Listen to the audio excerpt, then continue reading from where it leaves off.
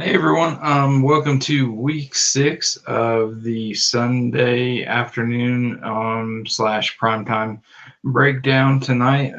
Also going to break down one of the Monday night games, the Chiefs and the Chiefs and the Bills. I completely forgot there for a second. Um, so, unfortunately, Drew couldn't be with us today. He's got some things going on. So just wishing him the best, hoping everything gets better. But anyway, so we are going to start off. Usually I do AFC and he does NFC. But I'm going to go ahead and do both of them for you this morning before the games start. So I'm going to go ahead and get started with the AFC. And then I will, or I mean the NFC, and then I'll head over to the AFC. So starting off, I have Washington versus the Giants. So Kyle Allen is expected to start this week, but Washington needs to find a way to protect whoever it is back there, or it doesn't really matter. Alex Smith did look good in his short time coming in last week. But still, every time he got hit, especially by Aaron Donald jumping on his back, everyone kind of did have that cringe factor. Um, so we will see how long it takes for Alex Smith to come in, if he is going to come in at any point this year. But I think with Ron Rivera coaching Kyle Allen before, I feel like that's probably going to be the combination for the majority of the year, barring any injuries or anything like that. Um, they did allow, like I said, eight. They allowed a lot of sacks last week, eight um, to be exact, and 20. And they've also allowed 21 on the year. That's the second most in the league right now. Um, and the Giants have 12 sacks on the year, ranking 11th in the NFL. And they also have 6 takeaways as well. 3 fumbles, 3 interceptions. That comes with the pass rush for the sacks. So whenever that happens, it's usually a recipe for a forced throw. Therefore, more takeaways. So even though the Giants aren't that great of a football team, neither is the Washington football team. So I can see the Giants kind of having a little bit of disruption. They couldn't really get the running game. The football team couldn't get the running game going really last week. So we'll see. They'll probably try to establish that so the Giants aren't just loading up on pass rushers and the focusing their secondary on passing. Um, Daniel Jones doesn't have anything to look forward to this week against the Washington pass rush. They have 15 sacks so far in the year, which ranks 6th in the NFL, and the Giants have allowed 16 sacks on the season. And if they get to Daniel Jones, it could likely be a turnover. He has 8 of the team's 9 turnovers, 3 fumbles. I'm sorry, and 5 interceptions. While Washington on the other side of the ball has 7 takeaways. So it is definitely in the cards for Washington to get to Daniel Jones a few times. And it's probably given he's going to turn the ball over at least a couple of times. Later on, I'll give you my 5 wide receiver matchups to stay away from. Spoiler alert, Darius Slayton is one of those people for this reason exactly. This game will come down to who can protect the quarterback better, and not only protect the quarterback better, but as far as just protecting the football overall in general. Either way, win or lose, as crazy as it seems, both teams are still in the AFC East race. So Next game I got to break down is the Panthers and the Bears. Teddy Bridgewater had another good game last week with 313 yards passing, 2 touchdowns, and 116 passer rating. He's completing over 70% of his passes, but they do have a tough matchup this week against the Bears, who are only allowing a 77 passer rating, which is second in the NFL, and a 57 completion percentage, which is actually first in the NFL. So we will see if if Teddy gets not just Mike Davis involved, which that's kind of a given, but see if he can get DJ Moore some more love. Hopefully, since he's on my team, I'm definitely wishing he can get some more love that way.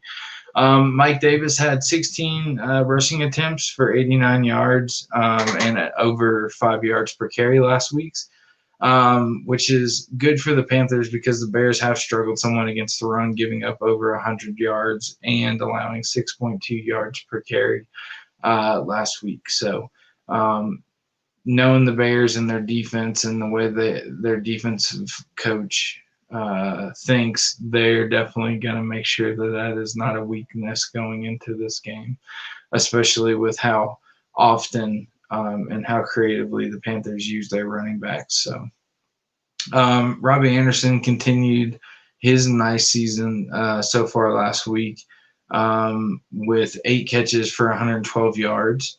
He also has 33 catches on the year for 489 yards, 1 touchdown, and he's averaging almost 98 yards per game this year. So he's definitely on track to have a good season, especially on 33 catches, already having almost half of 1,000-yard season, which, as we all know, is kind of the benchmark of a career receiver. You have to consistently get 1,000 yards to be even considered in the discussion of a starting wide receiver in the NFL. And he's done it on 33 catches. Usually receivers get 1,000, 1,200 yards on 70, sometimes 80 catches. So, that's really impressive. That's showing me just by those statistics that he's a very explosive player. So, and he does get a lot of chunk plays.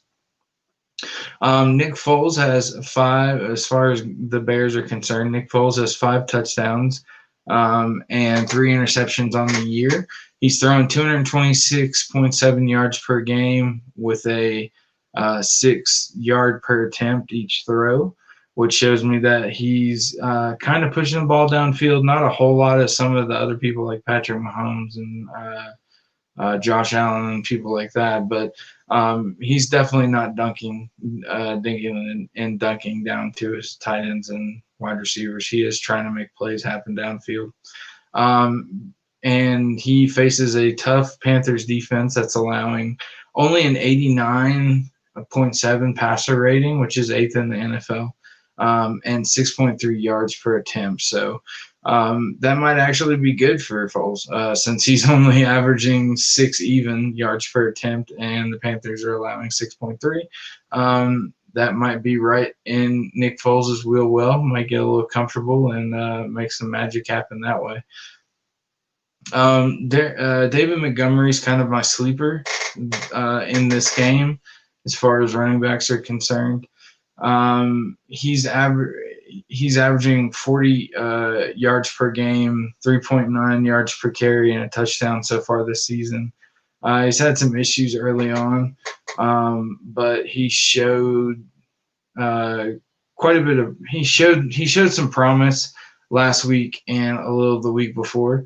So I suspect he's going to have a better week this week with the Panthers, especially because they're allowing almost 6 yards per carry and 133 yards per game rushing, which is 25th in the NFL this season. So, Allen Robinson has been Foles' go-to guy, obviously. Definitely is the best wide receiver on the team with so far 22 catches since Foles took over, 245 yards, 2 touchdowns. And he has on the year 35 catches for 84 yards per game as well. So the next game I'm going to break down is Falcons versus Vikings. Matt Ryan had 226 yards and 1 interception and a 63.6 passer rating last week. So obviously the Falcons are still struggling. They fired Dan Quinn, so they're going through a transition. It's confusing, it's complicated, it's frustrating. I know, especially if you have Calvin Ridley, Julio, and all those people. I think it's going to take them a week or two to find their way and get back to what they're comfortable doing. But I have faith that they'll start to score points. I can't promise they'll win because their defense is super depleted. You can't really blame them. Just about everybody in their secondary got hurt, and they're playing with practice squad people. So, but hopefully they can get on track and start scoring points like I know that they can. So yeah, he had 226 yards, 1 interception, and he's got 63.6 rating last week. But the Vikings are allowing a 104 passer rating for the year and over 8 yards per attempt as far as throwing the ball downfield. Matt Ryan does like to push the ball downfield. He's got receivers that can stretch the field, that can win jump balls, that can just be real dynamic and explosive. So the fact that they allow 8 yards per attempt, it seems really in Matt Ryan's wheelhouse to push the ball downfield.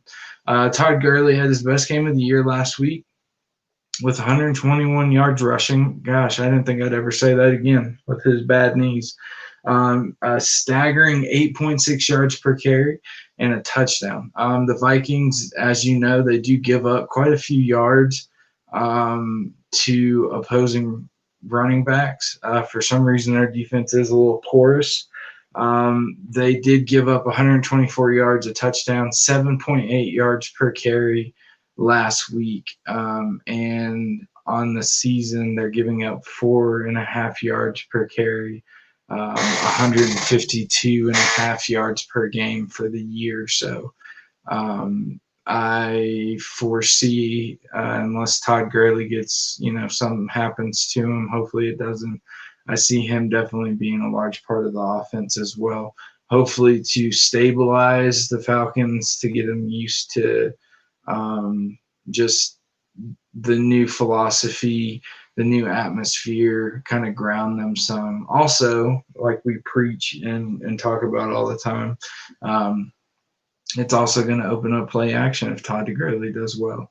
And with these speed demons that the Falcons have, and Julio Jones being as big as he is and winning jump balls, all it takes is Todd Gurley having a good game for the defense to actually fear him and focus on him, to have a play action pass and maybe hit Russell Gage or Calvin Ridley or Julio crossing over the middle or something like that. So it just really, I think that the Falcons' success is going to be based a lot on the success of Todd Gurley.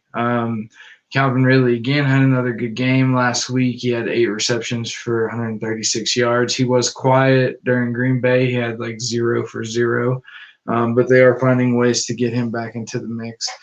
I'm surprised Julio is not doing as well as he is. Typically, Julio is consistent. He gets at least 1,000 to 1,200 yards every year. Julio's never been the one to find the end zone a whole lot if you check his stats and his record going back since he was drafted.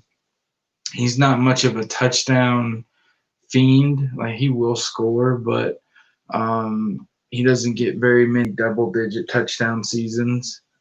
So the way he makes his money and he's so valuable is because he gets a lot of targets, a lot of receptions, and a lot of yardage. Unfortunately, for whatever reason, maybe because of his injury, it says he's healthy now 100%, so hopefully that's not an issue, but maybe because these other guys are faster, they're getting open quicker.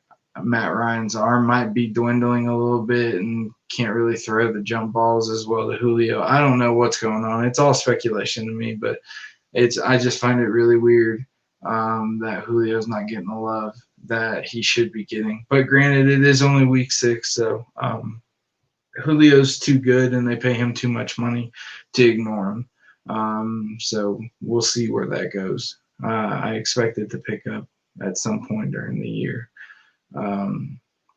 If you are vying for the playoffs, the most important thing is as long as you keep winning, even though Julio's not producing, if you can just make it to the playoffs and he starts producing, then that's really all you could ask for, is that he starts producing when the time actually comes for your people to come through for you. So on to the Vikings. Sorry, we got sidetracked. Kirk Cousins.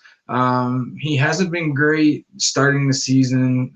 He's only had 8 touchdowns. He's also had 7 interceptions, which is crazy. He has 176 yards. But the Falcons defense has been shredded all season, giving up an average of 117.7 passer rating, which is the worst in the league. And they're also giving up 335.8 yards per game passing. So Kirk Cousins with Justin Jefferson, with Adam Thielen, with Kyle Rudolph, I think that they definitely have a very good shot at boosting all their numbers. So I would definitely recommend, if you're having some bye week blues or some injuries, or I know there's a lot of quarterbacks out this week, like Justin Herbert, Russell Wilson, some big name guys that usually win games for you. If Kirk Cousins is available, definitely pick him up. If he's in super flex league, a double quarterback league, or even a single quarterback league, and it's deep and you're just desperate, I would definitely take a shot on Kirk Cousins, because as you know, the Falcons do allow people to throw all over them. Their secondary is 100% depleted.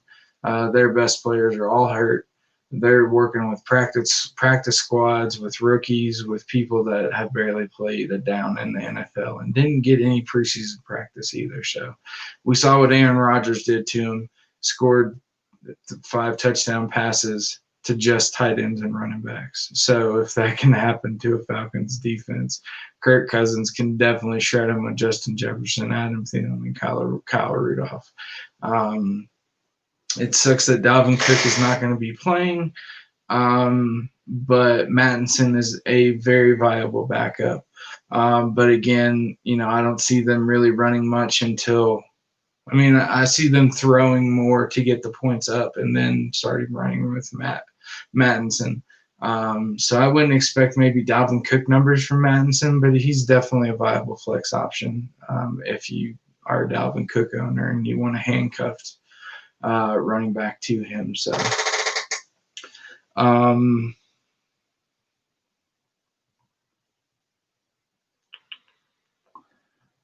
and then now on to the Eagles and the Ravens game. This is going to be interesting as far as seeing how Carson Wentz can really handle pressure.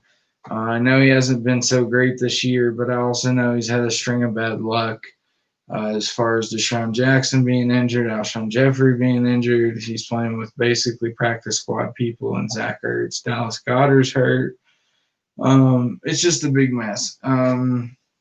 Carson Wentz is trying the best that he can, but I do not think that this game is going to get any better for him. Like I said last week, the Ravens are the top blitzing defense in the league, and not only are they the top blitzing defense in the league, they're the most effective at those blitzes as far as sacks, forcing pressures, forcing interceptions and turnovers. And I don't see that changing for the Ravens this week. Carson Wentz last week did have 258 yards, 2 touchdowns, but he did have 2 interceptions, which showing me that he's having problems getting through the blitzes, and he's just still trying to find a rapport with his receivers. He also does get pressured a little often, so. But like I said, he does have another tough matchup with the blitz happy Ravens this week, who last week, which I predicted that they would wreak havoc on Joe Burrow, they did end up with 7 sacks, 15 QB hits. And for the season, the Eagles have allowed 19 sacks this season out of these past 5 weeks. So, it's going to be rough on Carson Wentz this week. The one bright spot last week was Travis Fulgham. He did have 10 catches, 152 yards, and a touchdown. So it does show that Carson is starting to develop something, at least with somebody. Miles Sanders, he did have 80 yards rushing with 73 yards per carry, but it is deceiving. 74 yards came on one run for a touchdown. Without that, he would have had 15 rush attempts for 20 yards. So he did finish with 2 touchdowns, but the Ravens only allow 3.7 yards per carry and 92 yards per game to opposing running backs, which that is 5th in the NFL. So even though Miles Sanders did pop out on your fantasy app last week, you have to take into the context that without that big long run in that touchdown, he'd only have 20 yards rushing last week on 15 carries, which is I don't know the math off the top of my head, but that yard per carry person average is not very good. Lamar Jackson only had 180 yards passing last week, and he did have 2 rushes for 3 yards, but did have 2 passing touchdowns. I don't know what's up with Lamar Jackson. He is definitely not showing the MVP. The MVP caliber that he was last year. I don't know what's going on with it. Maybe it's just because that style of offense that worked so well last year, defenses adjust. They work on analytics constantly in the offseason.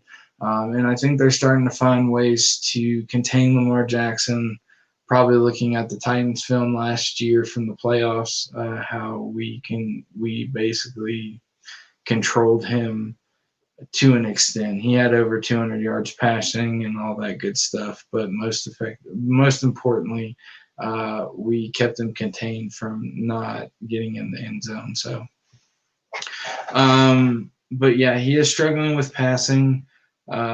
He's gotten over 200 yards passing maybe like a couple of times this season, I believe. Other than that, it's been in the 100 to obviously 180 yard range. He's running a lot less, which is good for his longevity. You can tell that he's trying to develop more into a pocket passer, but he's also showing that by doing that, he's limiting himself because he's not able to make those improv plays. He's having to actually sit in the pocket, read the defenses. And that's something that he didn't really, it seems like, worked on last year because they let him just be him and make things happen. So, but one of the most important things for any player that gets the ball in fantasy football is touchdowns. And he did have 2 passing touchdowns, so I can't really be mad at that.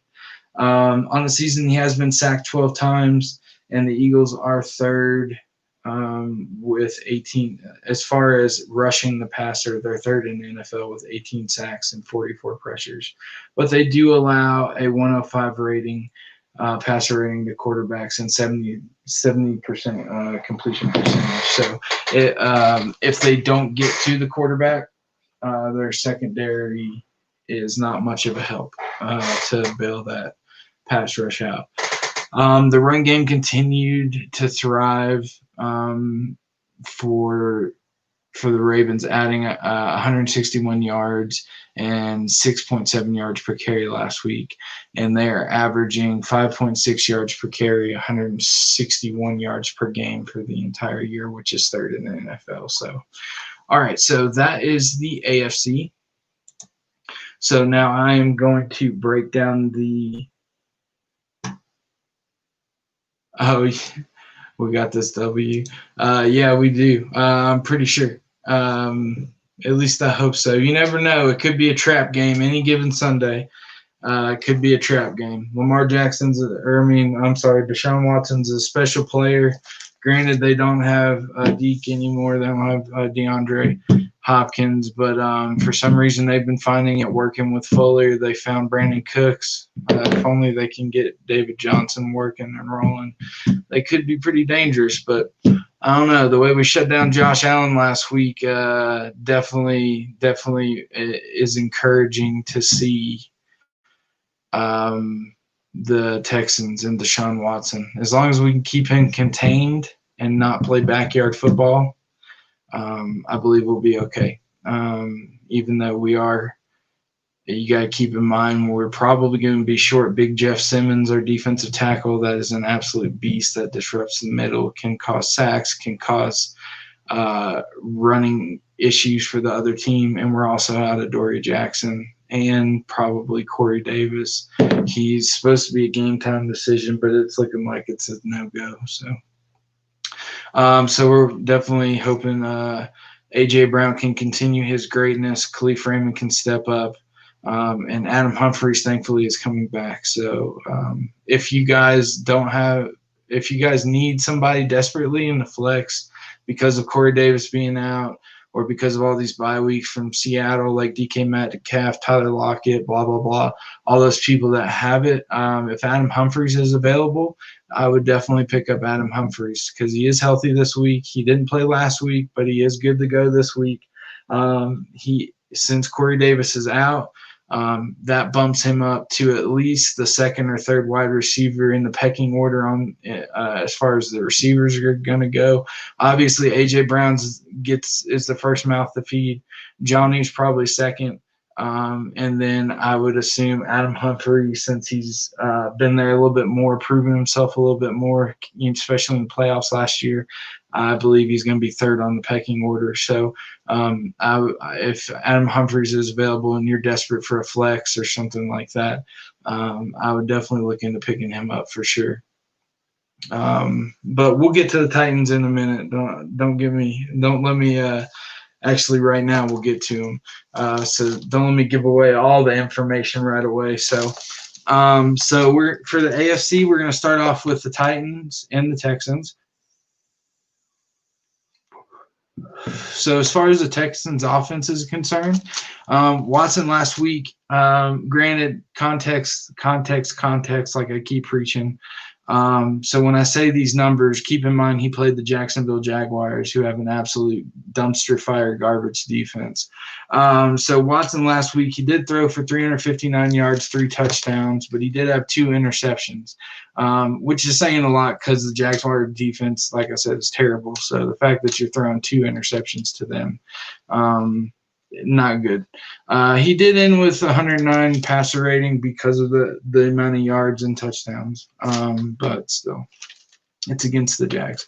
Watson did change it up last week by making Brandon Cooks his main guy instead of the usual Will Fuller. So he's starting to get more people involved. Brandon Cooks has always been a talented receiver. I don't know why he keeps getting moved around so much.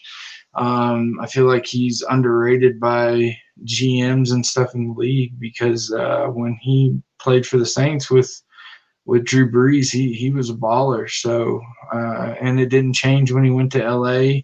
For some reason, they didn't use him in New England. I don't know, but it's not surprising that he put up that type of game that he had. Catching 8 balls off of 12 targets, which is, again, in PPR, targets are the key.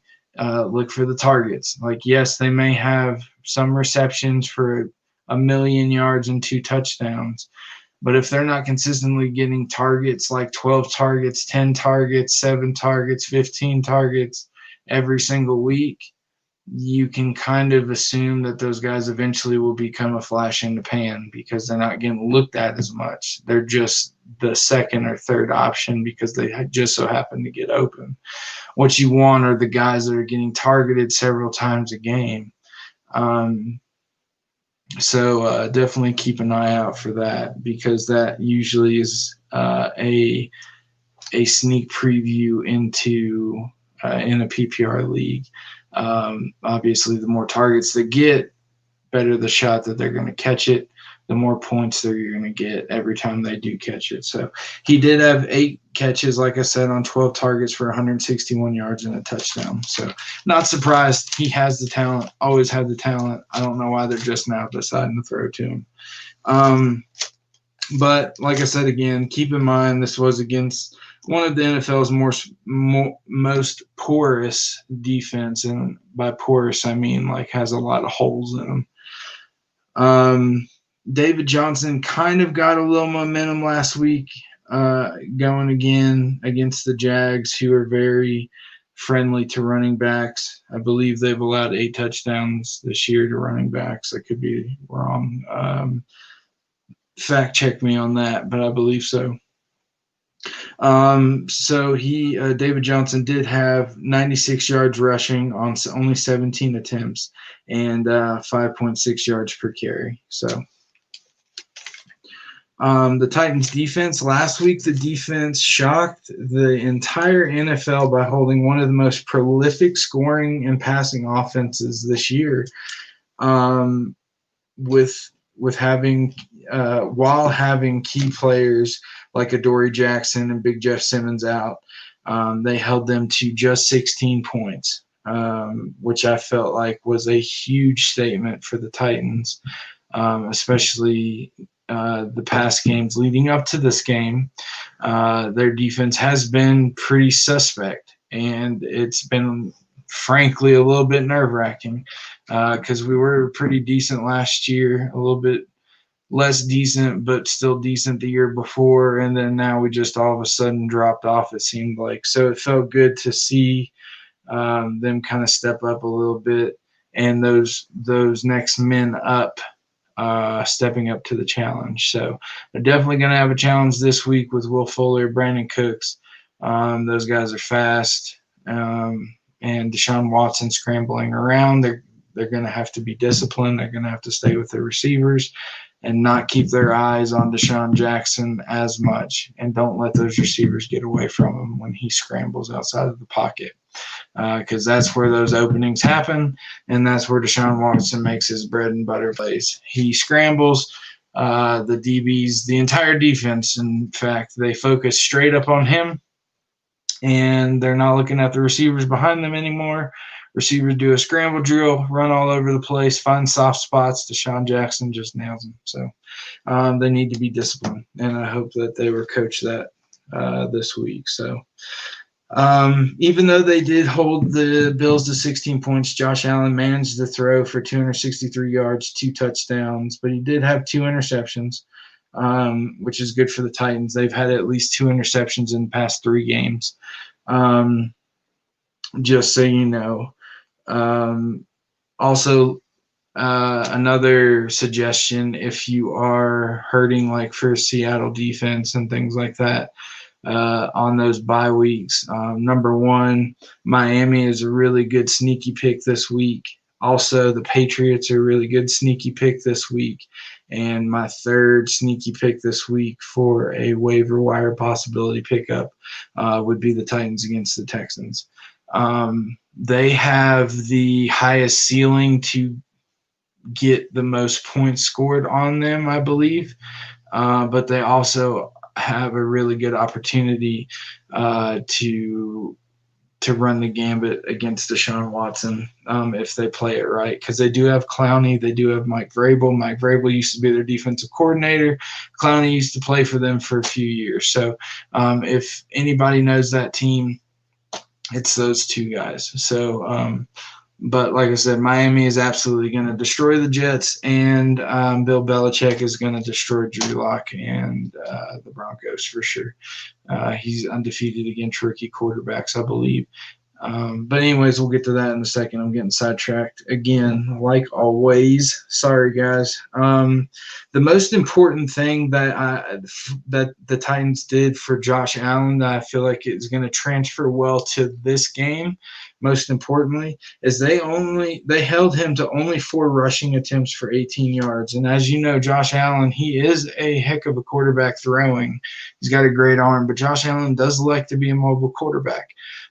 He does like to score touchdowns. with his legs. He does like to move around. He does like bootlegs. He does like scramble drills. He likes all that stuff. But with, like I said, some of our key defensive players out, they did a really good job in containing Josh Allen. Why that's important is Deshaun Watson's the same way, but faster, more athletic, and he does it a little bit more. Not as quite as Lamar Jackson. If you were you put them on the scale, it'd be Aaron Rodgers and Josh Allen at the bottom. Then I would say your Russell Wilsons, your Deshaun Watsons, things like that. And then you put your Lamar Jacksons up at the top. Patrick Mahomes would be somewhere in between Deshaun Watson and Lamar Jackson, probably around in that area. So that's very encouraging, showing that they can control Josh Allen from scrambling and getting 18 yards and only rushing for four times. That means they're keeping their lanes on their pass rush, they're keeping their containments, and they're not letting the middle break up so he can just take off down the field, down the middle. So very proud of him for that, for being disciplined. Hopefully they continue that.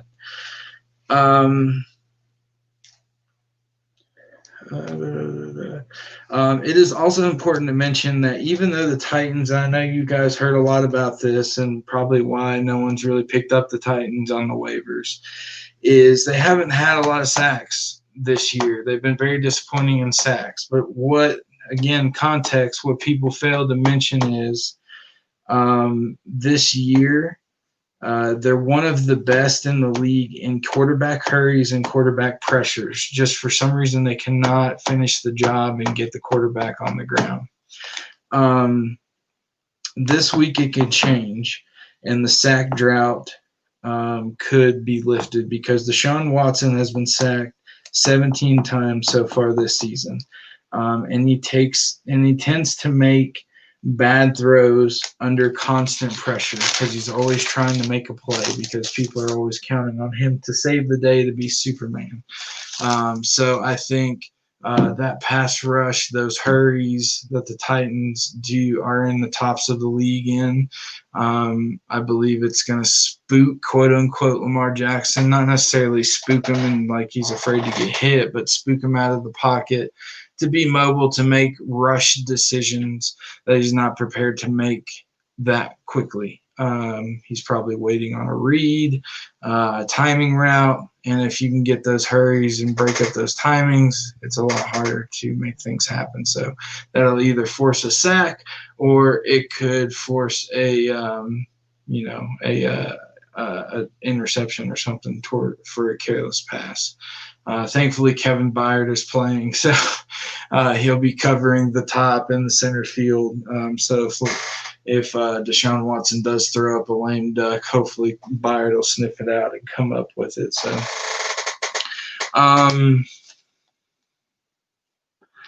for the year, Watson has thrown 9 touchdowns, but he's also thrown 5 interceptions, which is not a very good ratio, unfortunately. So, like I said, he's been a little careless this year with the ball. The Titans should be like I said earlier, low-key waiver pickup, as well as the Dolphins and the Patriots, like I said. A chance the Texans do have early is to test the Titans' rush defense that, even though they've improved from a couple of weeks ago, they're still almost last in rush defense, allowing 5.5 yards per carry and 148 yards per game. I think they're ranked 27th now. They were 31st last week. So they did come up a little bit. So as far as the Titans offense, the Titans look to stay on this high-scoring offensive run they've been having after hanging 42 points on a decent Bills defense last week. While some of the individuals didn't have outstanding games on paper, that was due to the turnovers they were forcing in the short fields to start with some of the games.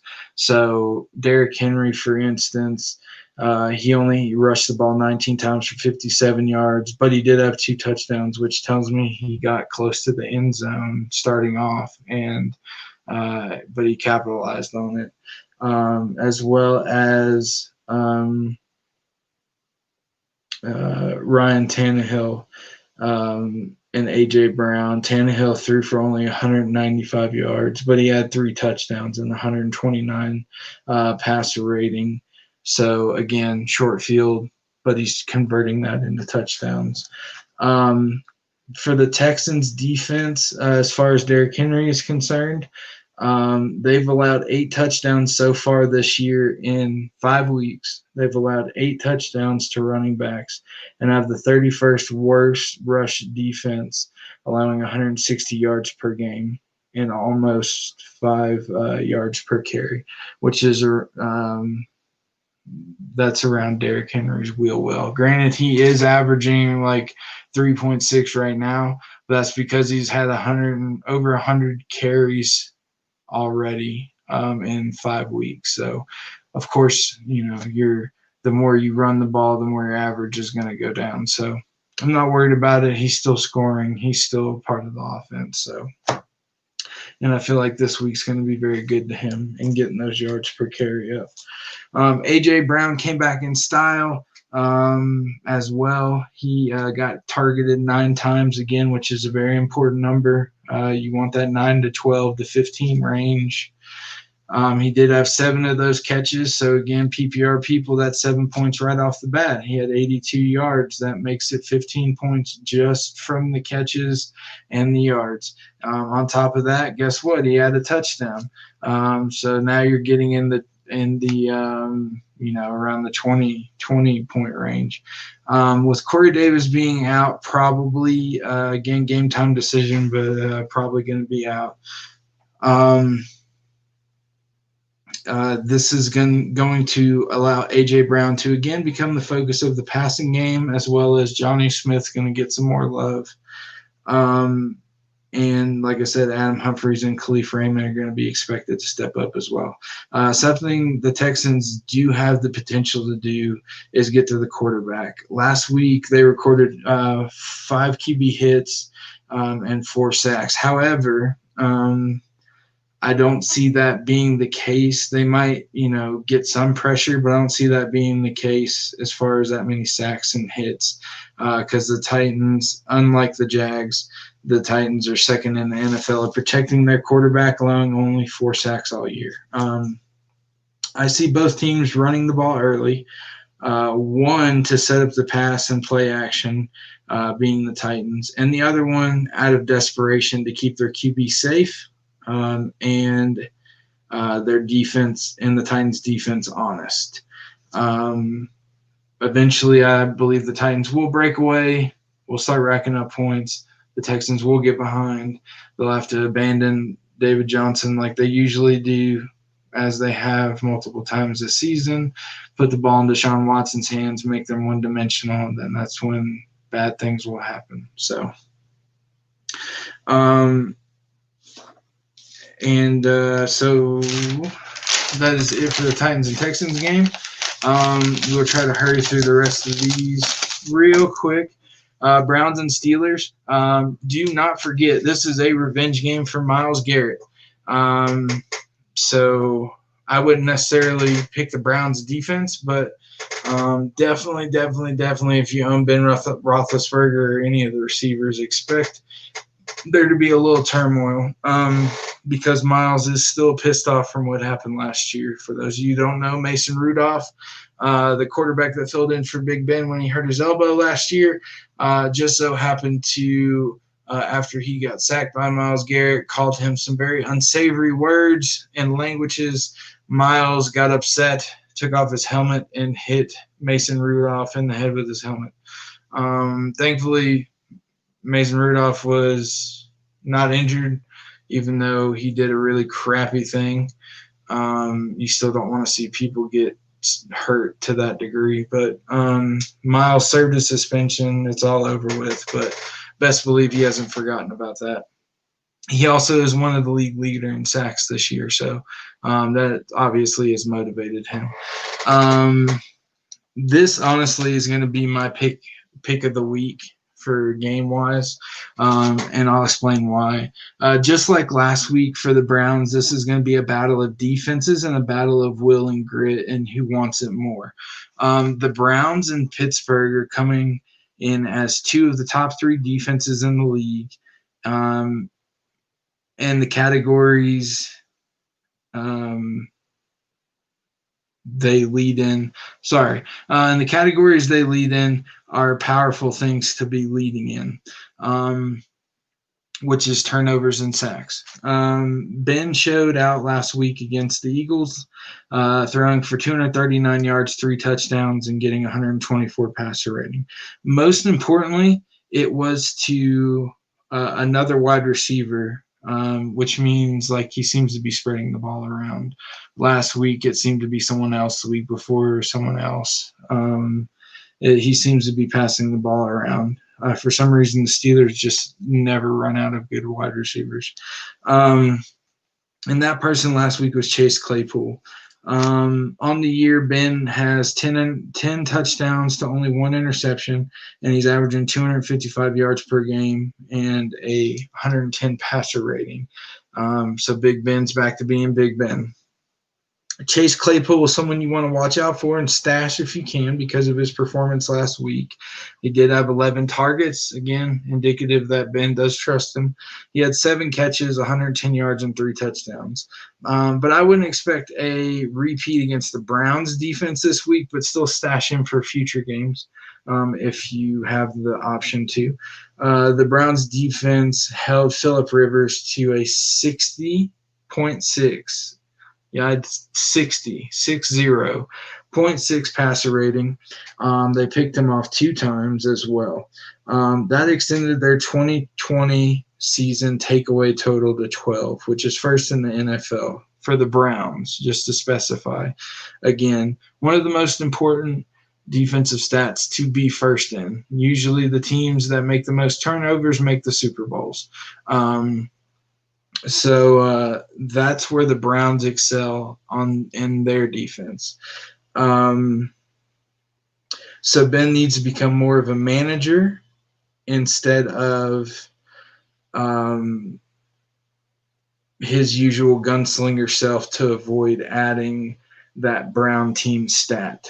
Because as we all know, Ben can force the ball down the field sometimes. He needs to be a little bit more wary and careful. But thankfully, he has plenty of receivers. He's got Eric Ebron back. He's got plenty of people to disperse it to, so he doesn't necessarily have to focus on one person and try to force it to them. Also, unfortunately for the Steelers, the Browns also boast the NFL's 4th best rush defense, rushing not the passer, but against rush against stopping the running back. They are allowing only 87 yards per game and 3.9 yards per carry. And they played Zeke in the Cowboys. And so if that tells you anything, the Browns are pretty stout on defense. While last week James Conner had 15 rushes for 44 yards, 2.9 yards per carry, and a touchdown. So James Conner didn't really show out that well last week, which doesn't look very well this week against the Browns defense that held Zeke to basically not Zeke. Granted, Big Ben did throw a lot, but on the year, Conner has scored each of the past 3 weeks. But for 2020, he only has 67 yards per game on average, 4.9 yards per carry, and 3 touchdowns. So even though Big Ben has been throwing a lot, when James Conner does get the opportunities, it's not really turning out too much. So now where it gets interesting and where the real drama of the game should be is the number 1 rushing offense against the number 2 rushing defense. The Browns averaged their average rushing yards have dropped slightly from last week to below their season average. They did have 33 rushes last week for 124 yards on 3.8 yards per carry. and that was against the overall best rushing defense in the league, probably the overall best defense period going into last week, which was the Colts. So for them to average 33 rushing yards, or for them to get 33 rushing yards successfully for 124 yards, is very impressive against the Colts. However, they still hold the top 2020 season spot with 188 yards per game. Last week they were averaging 201, so it dropped a little bit, but it's still first in the NFL, having 188 yards per game on 5.5 yards per carry. This again will be a test to see how legit their running game is, going against the number 2 now instead of the number 1. So they're hitting all the top spots. The number 2 rushing defense allowing only 64 yards per game and 33.3 yards per carry. Last week they did get Miles Sanders, like we talked about. They did get ripped by Miles Sanders. But if it wasn't for that one long run, like I said, he only wanted to finish with 20 yards on 15 carries. So I wouldn't look at last week as an indication of how the Steelers are going to play this week. But who knows? The Browns are really good at running the ball. However, I think the Browns can hold their own on the ground. Obviously, they did it against the Colts very, very well without Nick Chubb, just with Kareem Hunt and D'Ernest Johnson, I believe his last name is. So they're definitely not afraid. That's for sure.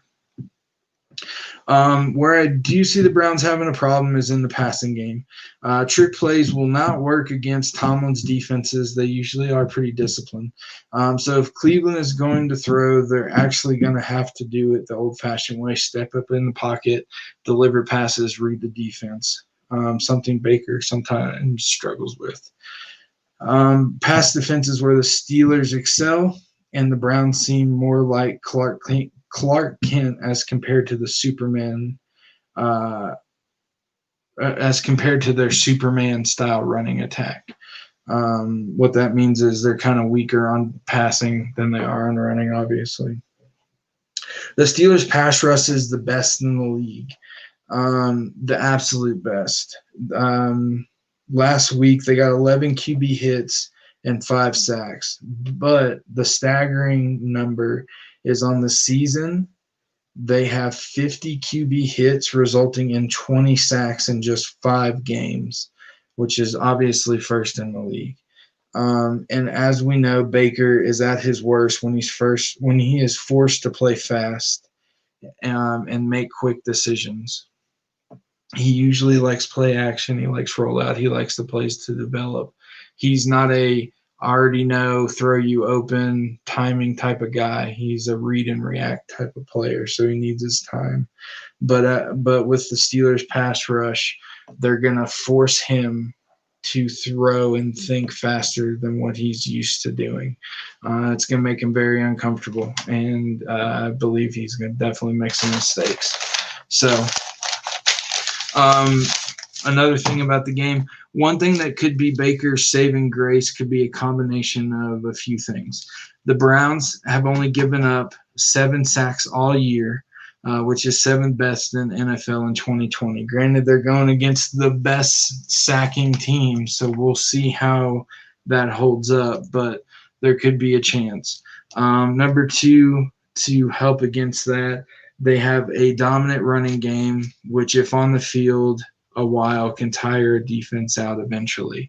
If you keep running the ball, making drives that last 10 minutes, 12 minutes, the defense has got to push a lot of big linemen.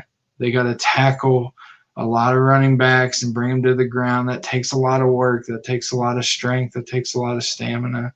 And if you can successfully run the ball against the Steelers over and over and over and over and over again, make those long drives, combine that with those NFL leading 12 takeaways, getting the ball back immediately after you score a touchdown or after a field goal or after a punt, after you've milked the clock and ran all over the defense and get them tired, get a turnover, get back on offense, do it again. The defense eventually will get tired and they will not be as effective getting to the quarterback or even just getting off blocks in general. They'll need to rotate a lot of people in on defense. So that means a lot of starters won't be in sometimes, and that's when you can take your shots downfield. And best believe the Browns will try that every once in a while with OBJ and Jarvis Landry. So, still the weak spot I keep coming back to that could win or lose this game for Cleveland is Baker versus Steelers pass defense. Not only is their rush great, but so is their secondary. No doubt because of the pass rush dominance, but also they do have talented people as well. Baker for 2020 has 9 touchdowns, 4 interceptions, and he's only averaging 195 yards per game. They're doing the Phillip Rivers approach. They're trying to keep him limited, manage the game, hand the ball off, just not screw it up. If the running game doesn't work, he's going to have to step up. So, and he's only throwing the ball 6.4 yards per attempt, which tells me he's not pushing the ball downfield as much as he should with the type of receiving wide receivers that he has. So he's not pushing it downfield, allowing defenses to come up and play closer. Not necessarily stack the box against the run, but their cornerbacks and safeties will cheat up because they know they don't have to protect over the top and deep as much if he's only averaging a little over 6 yards per attempt, which brings more people to the line of scrimmage, which definitely makes the running game suffer a little bit. So they got to take deep shots. They got to do play actions. They got to try to make the Steelers defense think about what they're doing instead of letting the Steelers defense dictate how the offense plays. The offense needs to keep the Steelers defense on their toes. That's the only way they got a chance, I believe. Also, the Steelers pass defense is second in the league in allowing completion percentage. They're only allowing 59.4% completion and allowing only an 84.7 passer rating. Interesting things to keep in mind. The Steelers are undefeated just in general in this season. Big Ben is undefeated against the Browns in general, double-digit wins. The Browns are 4-1, so both teams come in with pride and fire because they both want to continue what they're doing and continue rolling. It's going to be a battle in the trenches. That's going to be the key to the game. Who can block the pass rush? Who can block for the running backs? So on and so forth. So, and then, like I said earlier, this is Myles Garrett's first time playing the Steelers since he got into that incident with Mason Rudolph. So best believe that he's going to be fired up. And even though Big Ben didn't have anything to do with it, he's definitely going to make the Steelers and Mike Tomlin pay for allowing Mason Rudolph to be on the team. So this now brings me to, and we're almost done. We got a couple of games left. This brings me to the Bengals-Colts game. This game has redemption written all over it for the Colts offense.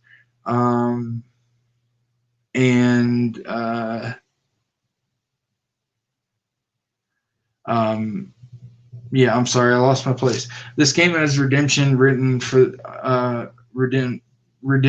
all over it for the Colts offense. And I believe that they're going to get convicted for murder in the first degree of the Bengals defense. Unless you have Mixon or maybe Tyler Boyd, I really wouldn't rely on much else from the Bengals offensive players, because, like I said, the Colts defense are going to absolutely murder the Bengals offense to the point where they might get charged with first-degree murder. Philip Rivers turned into the Philip Rivers that we know him to be. He had 33 attempts, which usually when he gets into that number, he throws a lot of interceptions. He had 23 completions. He did throw for 243 yards, but like I said, two interceptions, no touchdowns. And he got a 60 rating, 60 passer rating. And on the year, he has a measly stat line of, and sit down for this, Colts fans, 4 touchdowns, 5 interceptions, an 89 passer rating for the entire 2020 season. Not trying to say I told you so, but we told you so. You thought we were talking crap about you just because you're in the South and we're in the South and we're division rivals, but we told you overpaid for Philip Rivers, and you probably should have kept Jacoby Brissett or drafted somebody. This is not a great defense to tune up against and work on those past mistakes that they made last week, because for 2020, even though the Bengals might get whipped on offense by the Colts defense, the defense for the Bengals is a different story. They've been sneaky good in pass defense. They're right fourth in the NFL in allowing passer ratings. They're allowing only 81 passer ratings for QBs they play. And they're only allowing a 60% completion percentage, which, fits Philip Rivers probably a little to a T. He probably has a little bit less than that. As well as they held Lamar Jackson to only 180 yards last week, passing in the 72 passer rating. Where the Bengals did struggle last week was against the rush, allowing a stagnant Ravens rushing attack to show some life again with 24 rushes, 161 yards, and 6.7 yards per carry. And on the year, it hasn't been too much better.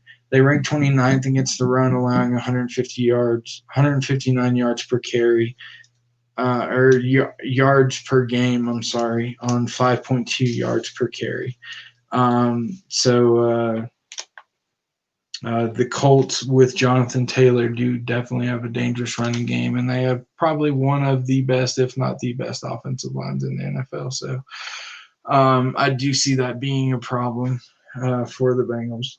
Meanwhile, the Colts are coming in with the 20th ranked rushing offense with Jonathan Taylor and company, with 106 yards per game on 3.6 yards per carry. With Jonathan Taylor leading the way with averaging over 4 yards per carry the past 3 games and having 3 touchdowns.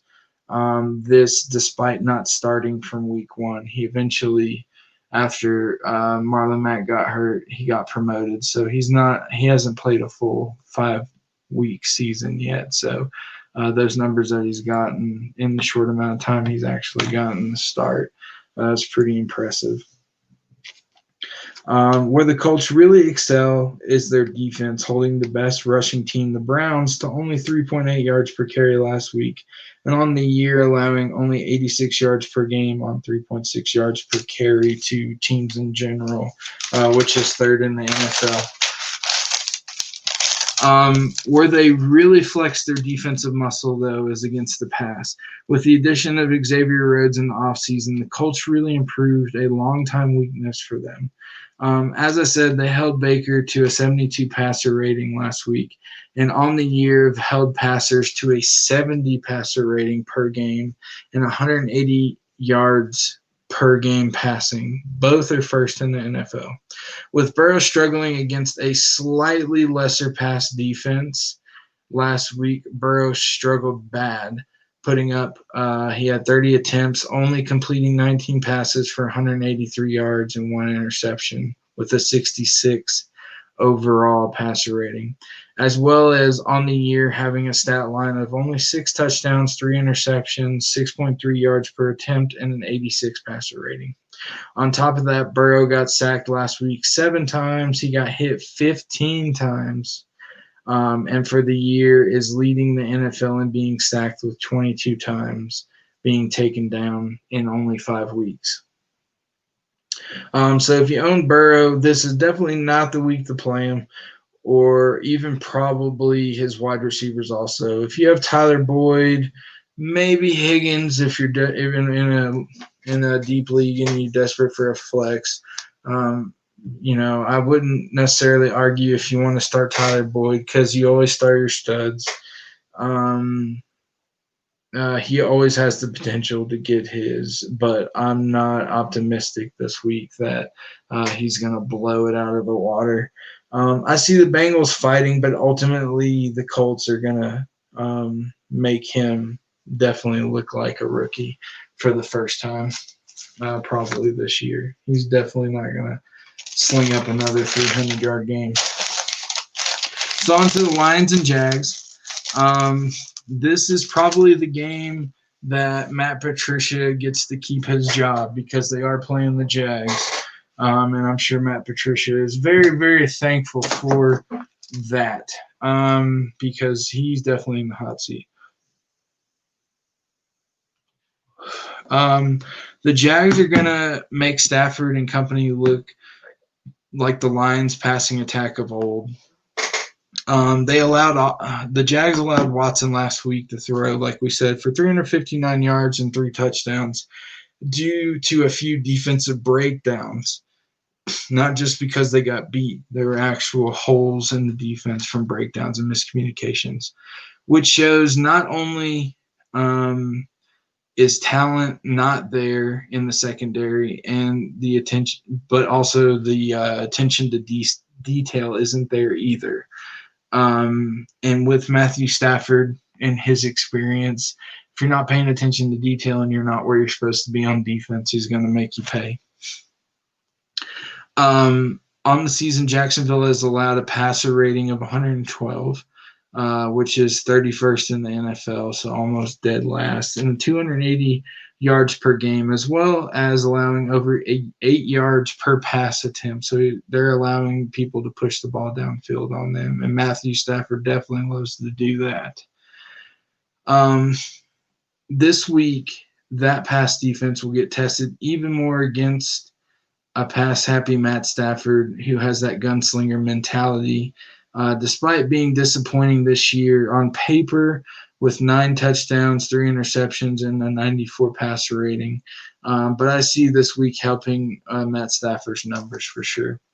A positive for Stafford since Kenny Golladay has returned to the Lions this week. Or I'm sorry, not this week, but a couple weeks ago. The Lions passing game has shown signs of life. Not necessarily from Marvin Jones, but Golladay is definitely stepping in and helping out. In 2 games since he's been back, he's recorded 10 receptions, 119 yards, and 2 touchdowns, 1 in each game. So that's important. He's been contributing in the end zone. They've been getting him involved for sure. That leads me to Adrian Peterson.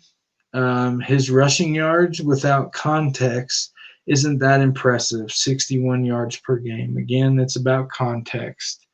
And he only has 1 touchdown on the season. What's important for a pass-happy team like the Lions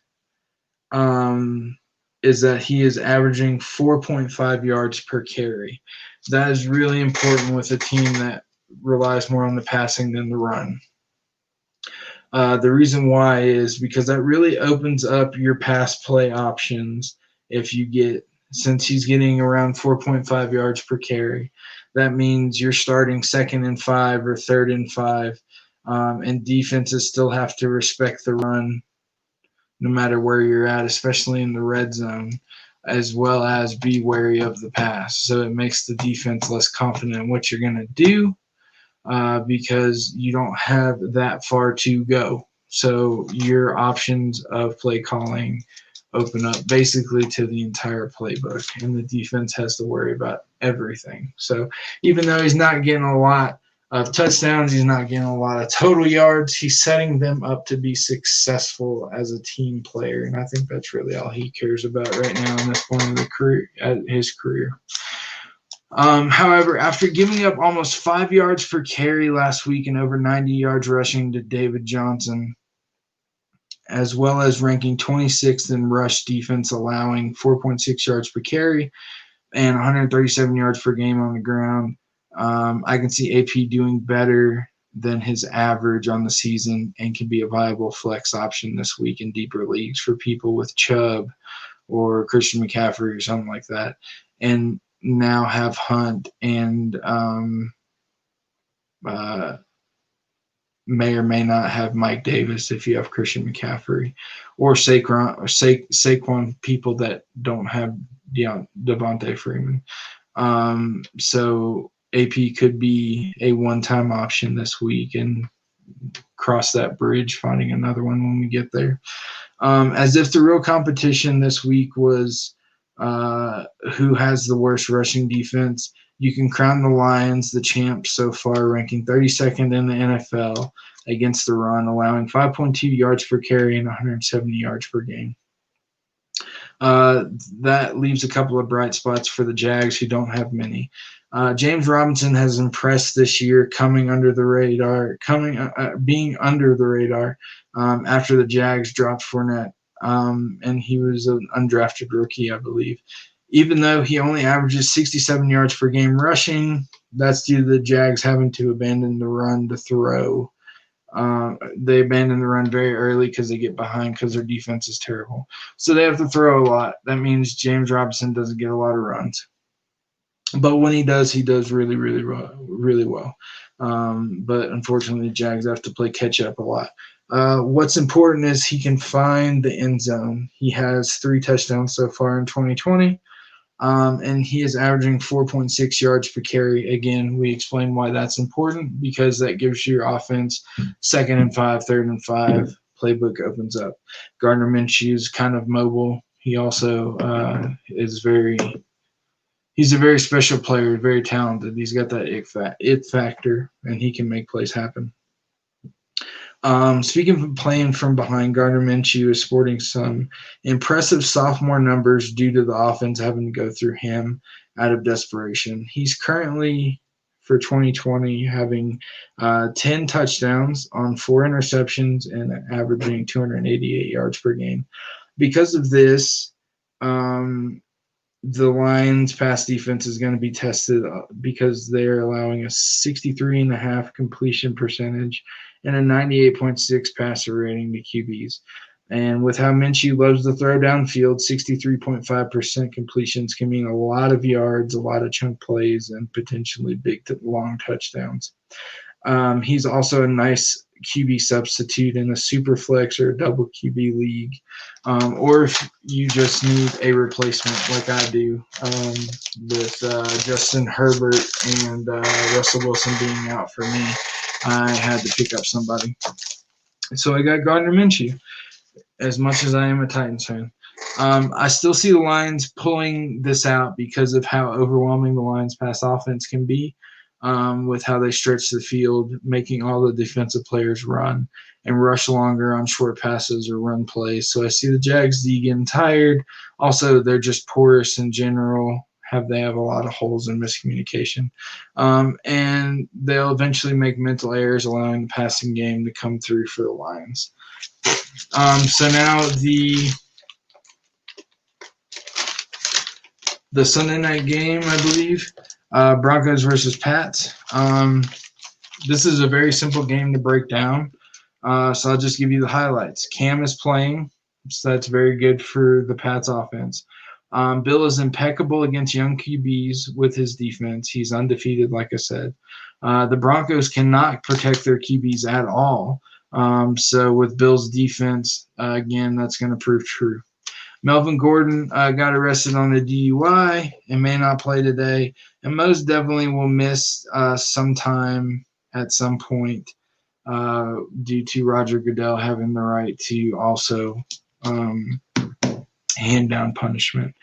So if you can pick up Lindsey somewhere, I would definitely do that because he's, again, going to be the focal point of the backfield like he was last year.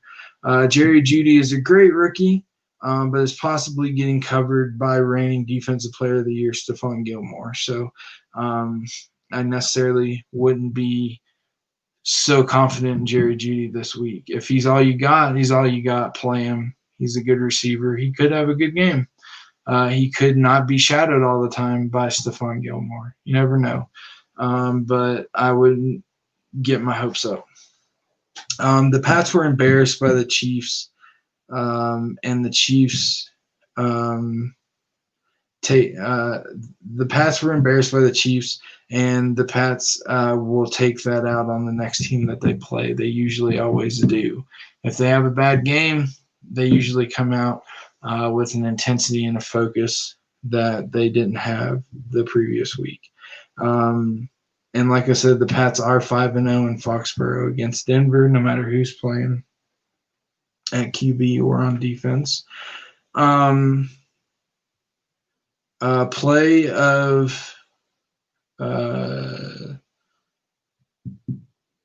okay.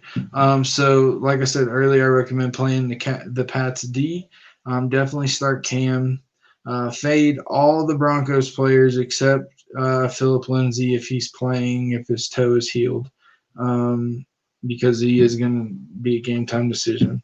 And also I recommend, if you're a Broncos fan, probably don't watch this game because it won't be good for you. And the last game I am covering, actually second to last game I'm covering, is the Jets and the Dolphins. Again, yet another simple game to be broken down. Le'Veon Bell is gone from the Jets. So that means Frank Gore is the running back. Ryan Fitzmagic is playing like a man possessed by absolutely destroying what we thought was going to be a formidable defense last week. This season, he is throwing for 350 yards, 3 touchdowns. Actually, last week, he threw for 350 yards, 3 touchdowns with 154.5 passer rating. A disclaimer, for no reason at all, he can be capable of throwing 5 interceptions against awful teams, as you know. So it's always a risk versus reward with Ryan Fitzpatrick, but it seems like this is not going to be the week for those 5 interceptions. I see another big throwing game for him. The Jets are 22nd in the NFL on allowed passer rating of 100.2. And they also allow 265.6 yards per game through the air. They had that one good game against the Broncos, but the Broncos were starting a third-string QB in Denver. But don't let that even make you think about not playing Fitzpatrick. If you have him, unless, of course, you have a top 4, 5, 6 QB, that's not on a bye week, obviously start them. But also, if you like to play dangerously or if you need a quarterback, I would definitely play Fitzpatrick this week. The Dolphins defense have been on fire recently. They beat up Jimmy G so bad in his first game back. They got him benched, and they commenced to annihilate the backup QB as well, allowing total between the two 49er QBs 128 yards, 4.9 yards per attempt, which means they smothered the wide receivers, and they held them to a 46.3 passer rating. The Dolphins have also started to find a pass rush last week, getting 8 QB hits and 5 sacks on the 49ers. That doesn't bode too well for the Jets, who are 24th in the NFL in sacks allowed with 15.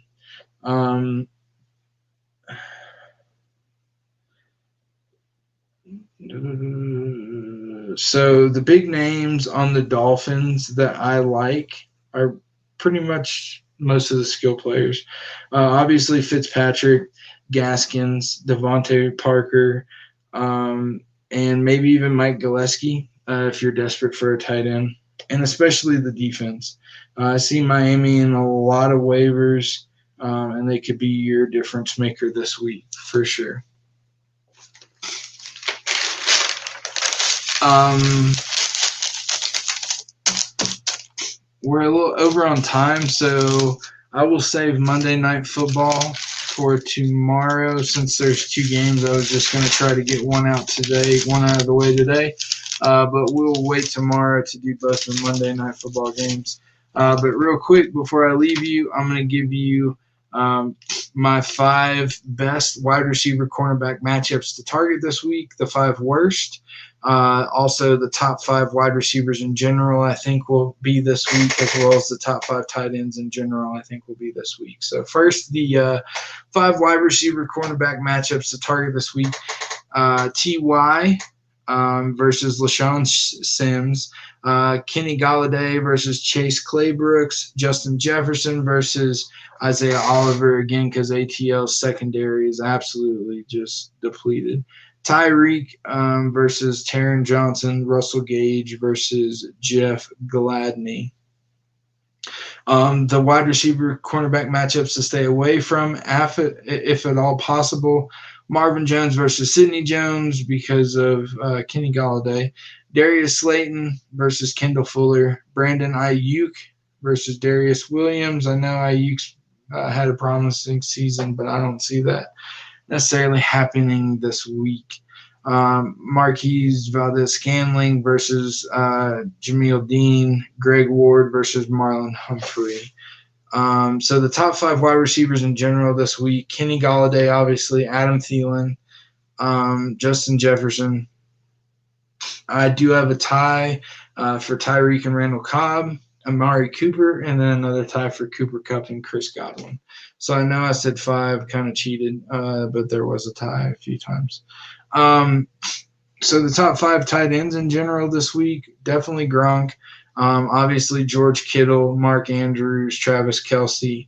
But I also have Kelce tied with Jonnu, Mark Andrews, and then Kyle Rudolph. So those are my top 5s. And that is it for week 6. Like I said, we will see you tomorrow with the 2 Monday night games to break down. I will let you guys go. We ran a little bit over, so football's already started. So have fun, watch your teams. Hope all goes well. And like always, come with us if you want to win. Peace.